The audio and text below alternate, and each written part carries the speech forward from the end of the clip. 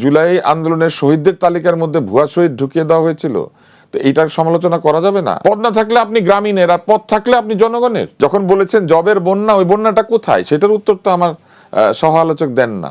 মন খুলে সমালোচনা করুন এই কথা বলে সমালোচনাকারীদেরকে ধরে নিয়ে জেলখানায় ভরে দিলেন। আন্দোলনের সময় যে কথাগুলো এসেছিল তার প্রধান এবং সবচেয়ে গুরুত্বপূর্ণ যে উপাদান ছিল সেটি হচ্ছে বৈষম্যহীনতা। আমাদের সমাজে আসলে বৈষম্যের যে বৃদ্ধি এবং বিস্তার, সেটা আমি বলবো যে একেবারে প্রান্তিক পর্যায় পর্যন্ত পৌঁছে গিয়েছে। মানুষে শুধু আর্থিক ভেদাভেদ নয়, প্রযুক্তিগত ভেদাভেদ তৈরি হয়েছে, সুবিধাগত ভেদাভেদ তৈরি হয়েছে, এবং রাষ্ট্রের যে আচরণ সেখানেও এক ধরনের ভেদাভেদ তৈরি হয়েছে। ক্ষমতাবানদের কাছে সবকিছু এমনভাবে কুক্ষিগত হয়েছিল যে চাকরি থেকে ব্যবসা, কোনো জায়গাতেই ক্ষমতার যে প্রশ্রয় বা ক্ষমতার আশ্রয় ছাড়া মেধা বা যোগ্যতা দিয়ে কিছু অর্জন করার জায়গা ছিল না। যে কারণে তরুণরা কিন্তু কি চেয়েছিল, তারা চেয়েছিল চাকরিতে কোটা প্রথার যে বৈষম্য আছে সেইটাকে গণতন্ত্রায়ন করা। তারা কিন্তু একেবারে বিলুপ্তি চেয়েছিল তাও কিন্তু না, তারা বলেছিল যে যৌক্তিক কোটা থাকতে হবে, যাকে কোটা দেওয়া দরকার তাকে দিতে হবে, এবং এই কোটার পরিমাণ যে একটা অস্বাভাবিক ছিল যে 30% না 25% কত যেন দিয়ে দিয়েছিল, তারা এটার বিরোধিতা করেছিল। তাহলে তাদের দাবি কি ছিল? তারা তাদের মেধার মূল্যায়ন চাইছিল, এবং সেই মেধা যেন যথাযথভাবে মূল্যায়িত হয়। এবং সরকারি চাকরি, কিন্তু এটাও কিন্তু বুঝতে হবে, সরকারি চাকরিতে অংশগ্রহণের ক্ষেত্রে যেন ভেদাভেদ না থাকে, বৈষম্য না থাকে। এখন সেই আন্দোলন পরবর্তীতে সরকার পতনের আন্দোলনে রূপান্তরিত হয়। কারণ হচ্ছে সরকার নির্যাতন, হত্যা, খুন শুরু করে। কিন্তু যে আশাতে ছিল বৈষম্যহীনতা, আন্দোলনের ঠিক পরপর যে সরকার তৈরি হলো, সেই সরকার কিন্তু বৈষম্যহীনতার পথে হাঁটলো না, বরং দেখা গেল শুরুতেই একটা বৈষম্য তৈরি হলো। আমরা দেখলাম প্রফেসর মোহাম্মদ ইউনূসের সঙ্গে যারা চাকরি করেছেন তারা ভিআইপি, তারা এই অন্তর্বর্তী সরকারের বিভিন্ন জায়গায় পদ পদায়িত হতে শুরু করেছেন। গ্রামীণ ফোন, গ্রামীণ ব্যাংক, গ্রামীণ ফাউন্ডেশন, গ্রামীণের যা যা আছে তিনি তাদেরকে নিয়ে তার একটা দল তৈরি করলেন। তারপরে যারা তার সঙ্গে বিভিন্ন সময় সুশীল সমাজে সংযুক্ত ছিল উনি শুধু তাদেরই নিলেন, এবং একটা পর্যায়ে লোকে শুরু করলো সমালোচনা করা যে গোপালগঞ্জ গিয়ে চট্টগ্রাম এসেছে, কেননা এক ধরনের চট্টগ্রাম পক্ষপাত লক্ষ্য করা গিয়েছে। তো সবকিছু মিলিয়ে মানুষের একটা আশাভঙ্গ হলো। মানে মেধার মূল্যায়ন কি তাহলে মেধার মূল্যায়ন হলো না, এবং মেধার মূল্যায়ন যে হলো না সেটা আরো প্রকৃষ্টভাবে দেখা গেল উনি যখন উপদেষ্টা নিয়োগ করলেন, এবং তারপরে উপদেষ্টার যে ধরনের কাজ করতে শুরু করলেন, কোথাও মেধার মূল্যায়ন হলো না।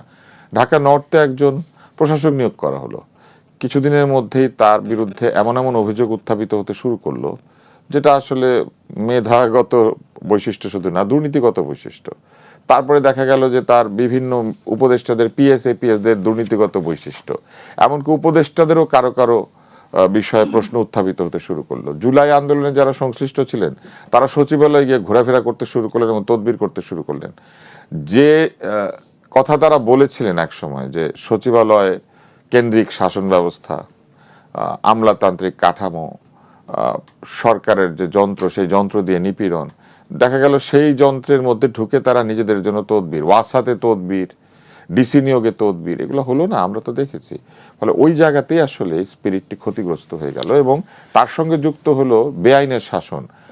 সবসময় বলা হয়েছিল যে দেশে আইনের শাসন নাই এবং সেই আইনের শাসন কায়েম করা হবে, কিন্তু আমরা দেখলাম রাস্তাঘাটে যে কেউ যে কাউকে একটা কিছু তকমা দিয়ে ট্যাগ লাগিয়ে অপমান করতে পারছে। নারীদের পোশাকের জন্য অপমানিত হতে হচ্ছে, নারীদেরকে তার কাজের জন্য অপমানিত হতে হচ্ছে, এবং নারী বলে কথা নয়, মাজার ভাঙা হচ্ছে, বাউল এবং যারা সাধু তাদেরকে আক্রমণ করা হচ্ছে, ধরে চুল কেটে দেওয়া হচ্ছে, চুল দাড়ি কেটে দেওয়া হচ্ছে, তারপরে মানুষের বাড়ির নিচে গিয়ে মানে এত কুৎসিত ভাষায় গালিগালাজ করা হচ্ছে, এবং সেখানে বর্ষিয়ান মানুষ যার বয়স 80-র কাছে, বিএনপির নেতা ফজলু ভাই, তার বাসার নিচে যে ধরনের মব তৈরি করা হয়েছে, কিংবা হঠাৎ প্রেসিডেন্টের পতন ঘটানোর জন্য প্রেসিডেন্টের বাড়ির চারপাশে মব তৈরি করার চেষ্টা করা হলো, এই যে মবের শাসন, এই সবকিছু মিলে যেটা ঘটলো আমাদের স্বপ্নের বাংলাদেশের যে যাত্রা, যেটা আমরা ভেবেছিলাম যে বৈষম্যহীনতা, আমাদের মুক্তিযুদ্ধও কিন্তু বৈষম্যহীনতার বিরুদ্ধেই ছিল। পাকিস্তানের সঙ্গে আমাদের যে বৈষম্য, সেটা নিয়েই তো লড়াইটা শুরু। ভাষার বৈষম্য, অর্থনীতির বৈষম্য, সুবিধার বৈষম্য, সরকারি চাকরির বৈষম্য। তাহলে দেখেন সেই বৈষম্যহীনতার স্বপ্ন দেখানো হলো, কিন্তু যারা সেটা দেখাতে আসলেন তারা আমাদেরকে শুধু স্বপ্নটাই দেখালেন। তারা আসলে এক ধরনের আমি বলবো যে প্রদর্শনী করলেন একটা পর্দায়, কিন্তু পেছনে, পর্দার পেছনে তারা কিচেন ক্যাবিনেট তৈরি করলেন, তারা মানুষজনকে নানানভাবে নিবর্তন করতে শুরু করলেন। মন খুলে সমালোচনা করুন এই কথা বলে সমালোচনাকারীদেরকে ধরে নিয়ে জেলখানায় ভরে দিলেন, এবং এখনো সেই কার্যক্রম বন্ধ হয় নাই। কিন্তু এখনো বিদেশ থেকে উস্কানি চলছে, লোকজনকে ধরতে বলা হচ্ছে, নানান ধরনের মিথ্যা কথা বলা হচ্ছে। এই সময় ফেসবুকে একজন ওই সময় জুলাই আন্দোলনের অংশ নিয়েছেন এবং একজন নারীর বক্তব্য প্রচারিত হচ্ছে তার নিজের মুখে। সেখানে তিনি বলছেন যে তাকে যিনি প্রহার করেছিলেন এরকম লোককে এখন ছাত্র শিবিরের সদস্য হিসেবে দেখা যাচ্ছে। ওই আন্দোলনের সময় ওই ছাত্রীকে যিনি প্রহার করেছিলেন ছাত্রলীগ হয়ে।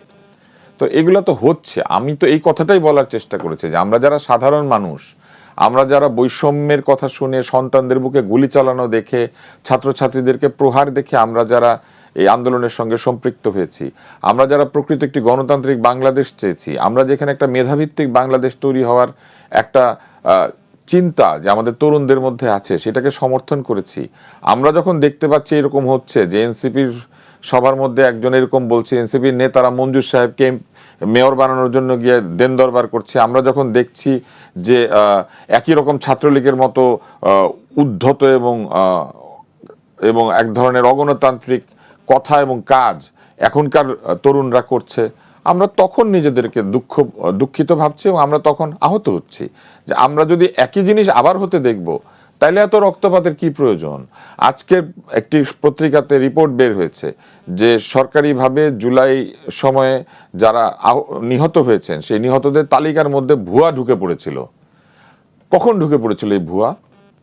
অন্তর্বর্তী সরকারের সময় ঢুকে পড়েছিল। এটা সমালোচনা করা যাবে না যে এই জুলাই আন্দোলনের শহীদদের তালিকার মধ্যে ভুয়া শহীদ ঢুকিয়ে দেওয়া হয়েছিল? তো এইটার সমালোচনা করা যাবে না? কেউ একজন অন্যায় করে গিয়েছে, সেজন্য পরের জন অন্যায় করলে তার সমালোচনা করা যাবে না।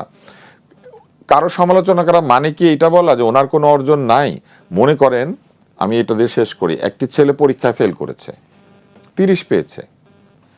তো 30 যে পেয়েছে এটা তো তার অর্জন, কিন্তু উনি যে ফেল করেছে এটা বলা যাবে না যে উনি 30 পেয়ে ফেল করেছেন। তো আমরা যে সমালোচনাটা করি, এই সমালোচনাটা এই জন্য করা হচ্ছে যে তারা অনেক বড় বড় কথা বলেছিলেন আমাদেরকে, এগুলা না বললে তো সমালোচিত হইতেন না। যখন বলেছেন জবের বন্যা, ওই বন্যাটা কোথায় সেটার উত্তর তো আমার সহ আলোচক দেন না।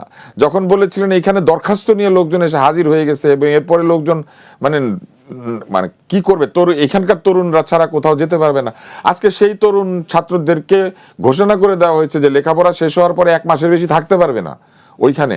অথচ 1 মাসের মতো সময় লেগেই যায় সবকিছু গুছাতেই একটা ছাত্রের একটা দেশে পড়াশোনা করলে।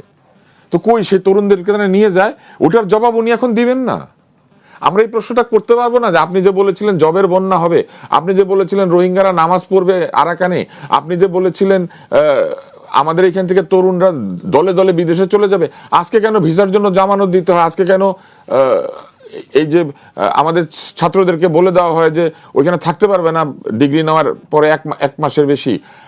উনি যেই বিশ্ববিদ্যালয়টার ভিসি ছিলেন, এই ক্যালেডোনিয়ান বিশ্ববিদ্যালয়, স্কটল্যান্ড না কোথায়, সেই বিশ্ববিদ্যালয় পর্যন্ত 4টা দেশের ছাত্রছাত্রীদের উপরে এমবার্গো দিয়ে দিয়েছে, তার মধ্যে একটা বাংলাদেশ। তা এত যে চুক্তি স্বাক্ষর করলেন বাংলাদেশের জন্য, এত যে তাল না কদু কি আনলেন, সেই চুক্তি স্বাক্ষর করে আমাদের কি লাভ হইলো? এখন কেন 10% আরো এক্সট্রা কর বসানোর জন্য এই প্রশাসন, আমেরিকার এই প্রশাসন কেন এখন আমাদের উপরে চাপ সৃষ্টি করে? এখন আপনি কোথায় এখন নেগোশিয়েট করেন? এখন আপনি কোথায়? এখন আপনি দেশের জন্য কাজ করবেন না। শুধু পদে থাকলে আপনি দেশের জন্য কাজ করবেন, পদ না থাকলে দেশের কাজ করবেন না। পদ না থাকলে আপনি গ্রামীণের, আর পদ থাকলে আপনি জনগণের। আমরা এই প্রশ্ন করতে পারবো না, এবং এটা করলে হাসিনা ভালো হয়ে যায়। এটা অদ্ভুত যুক্তি।